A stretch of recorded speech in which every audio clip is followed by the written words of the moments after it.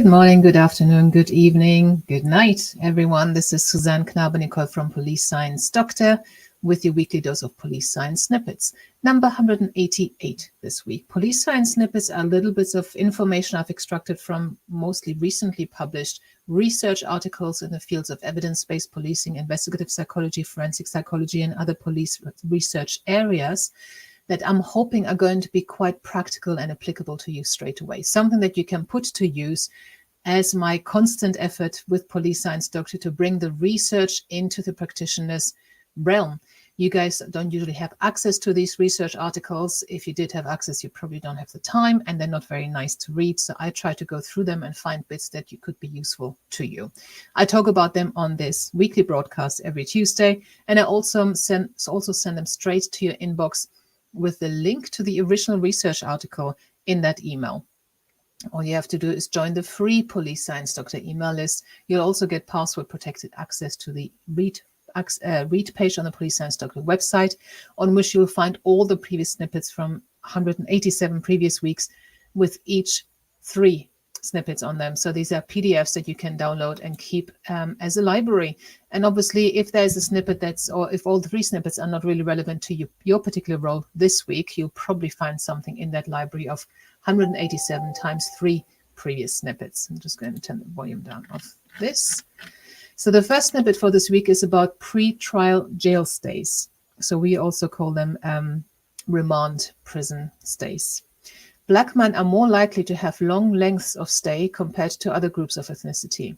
Given the downstream costs of pre-trial detention, this work suggests that focusing policy efforts on the barriers to release among people of color, particularly black men, would be fruitful. There is evidence that bail reform can reduce some barriers to release without increasing the risk of offending before the trial.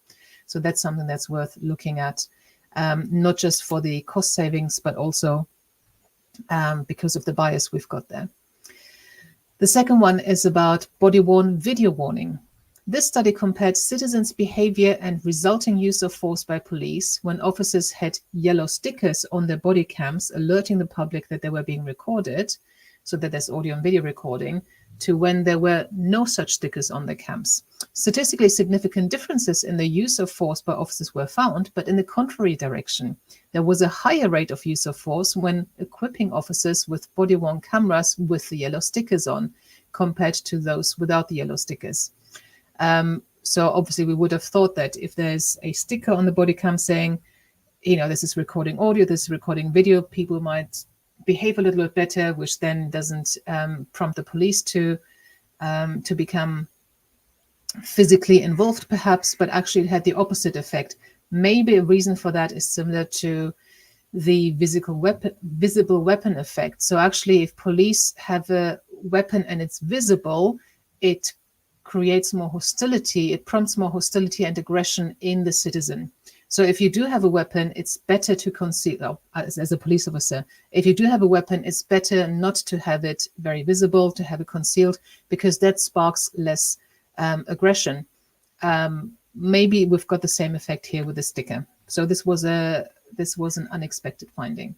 And the third snippet and last snippet for this week is about police in mental health incidents.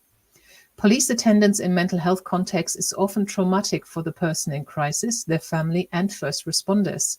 Police apprehension has lasting and wide-ranging impacts, leading to loss of employment, trauma, property damage, negative self-perceptions, discrimination, and fear of future police responses. Our findings suggest the need for investment in alternatives to police responses and further research involving lived experience perspectives to inform our understanding of mental health crisis responses. So I find this quite interesting because I am of the opinion that there are many things the police are getting involved with that are not really police matters, and we need to find some kind of alternative to this. When it comes to these mental health crises, the alternative is also obviously mental health services.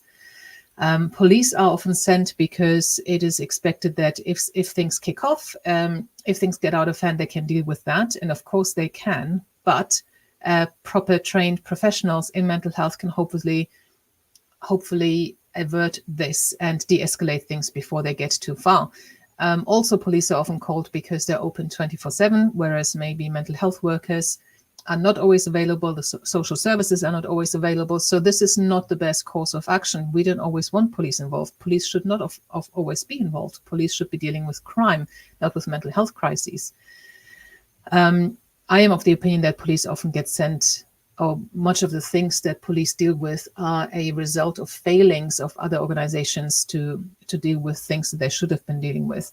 I also think when it comes to domestic abuse, the police should not necessarily be getting involved in all those cases. However, I don't have a solution for this. I haven't been able to think my way through this yet. I think there should be somewhere where people in relationships should be able to go, where they can get help with domestic abuse matters, and where they can actually get someone to intervene and speak to the other person involved, the perpetrator, without it becoming a criminal matter. In that sense, we can decriminalize the thing and maybe prevent escalation and maybe nip things in the bud rather than getting the law involved straight away. I know that a lot of people, including myself in the past, would have liked to have access to such a service. But as I said, I haven't got a solution to suggest. I just think there should be alternatives to getting the police involved. So obviously this research was in relation to mental health. So I hope there was something of interest to you. Just put in the comments what you think about this alternative to police. Do you think police should be sent because they can deal with everything? Or do you think we should have other professionals dealing with certain kinds of situation? Should we have some kind of co-location of services? I know in some areas they're trialing having a mental health nurse respond to mental health related calls. And I think that's what we should be doing. But let me know what your views are. Until next week, then, I hope you have a fantastic time. Stay safe and bye-bye. Thank you for watching. I hope you found this content useful. You can get access to each episode's transcript with key learning points, timestamps, and references if you get yourself onto my mailing list. Just go to the main website on policesciencedoctor.com, and on the bottom of each page you will find a sign-up form for notifications of new content. Just enter your first name, your preferred email address, and the type of organization you work for. You will not get any spam. This is just for me to let you know about new content and for you to get access to all the transcripts.